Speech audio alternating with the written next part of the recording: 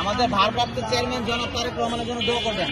প্রতিদিন আপনারা এখান থেকে এসে ইফতারি গ্রহণ করে নিয়ে যাবেন। হ্যাঁ, এখন দেশের পরিবেশ কিন্তু ভালো না, বিভিন্ন জায়গায় ডাকাতি হইতেছে, হাজারের কাছে খুন খারাপি হইতেছে, বিভিন্ন জায়গায় লুটপাট হইতেছে।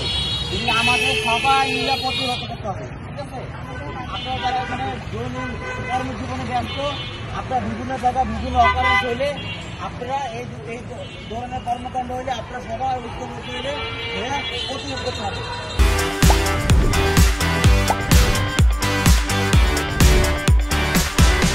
আপনারা দেখেন, আমরা গত 16 বছর এলাকা অবস্থান করতে পারি না, তারপরও বিভিন্ন জাতীয় দুর্যোগপূর্ণ পরিবেশে, যেমন করোনাকালীন সময় হয়েছে, তারপর ঘূর্ণিঝড় হয়েছে, আমরা কিন্তু এলাকা বাইরে থাকবো।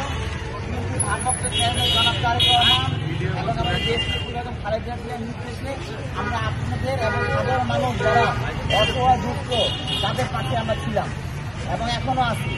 এই যে ইফতারের যে ব্যবস্থা, আমরা কিন্তু প্রথম রোজার থেকে কিন্তু এই যে সাধারণ মানুষের মাঝে একেবারে ইফতারি বিতরণ করতেছি বিএনপির ভারপ্রাপ্ত চেয়ারম্যান এবং আমাদের দেশ নেত্রী বেগম খালেদা জিয়ার নির্দেশ ক্রমে আমাদের এই ইফতার মাসব্যাপী চলছে।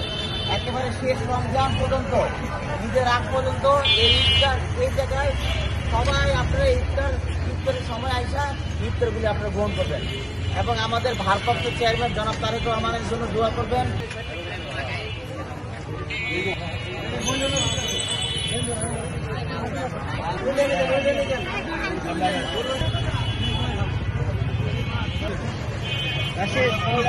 আমাদের ভারপ্রাপ্ত চেয়ারম্যান জনাব তারেক রহমানের জন্য দোয়া করবেন।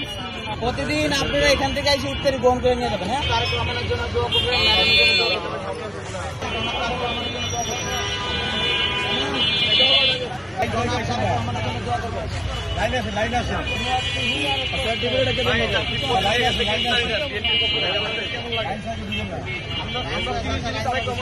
আমরা